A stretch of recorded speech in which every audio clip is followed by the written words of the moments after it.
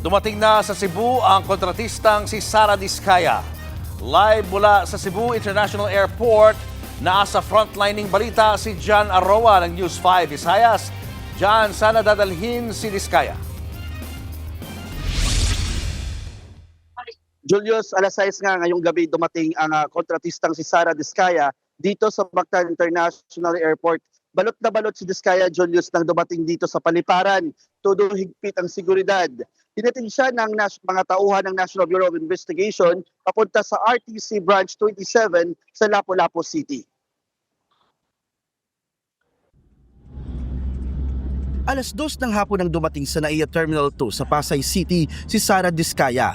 Bantay sarado siya ng mga tauhan ng NBI OTCD papasok ng terminal at hindi na sumagot sa mga tanong ng media. Kailangang i-turn over si Diskaya dahil korte sa Cebu ang hawak ng kanyang kaso.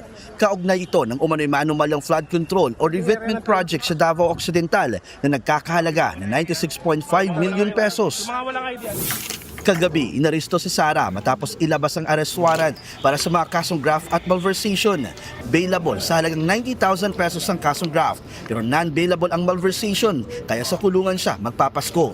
Sa booking process, kinuhanan si Diskaya ng kanyang fingerprint at mugshot. Kaninang pasado alauna ng madaling araw naman, inaresto rin ang presidente ng St. Timothy Construction Corporation na si Roma Rimando sa custodial facility ng Pasig Police.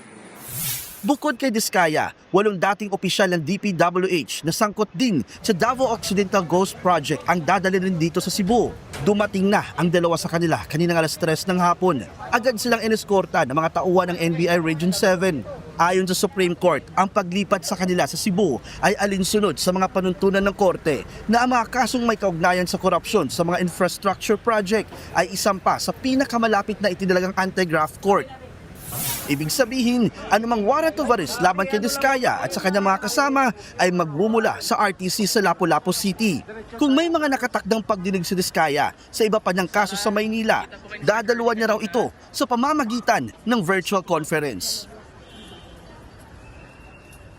Julius, matapos na makuha ng NBI Region 7 ang commitment order mula sa hukuman, dadalhin si Sara Diskaya at ang mga sangkot na dating opisyal ng DPWH Region 11 sa Lapu-Lapu City Jail.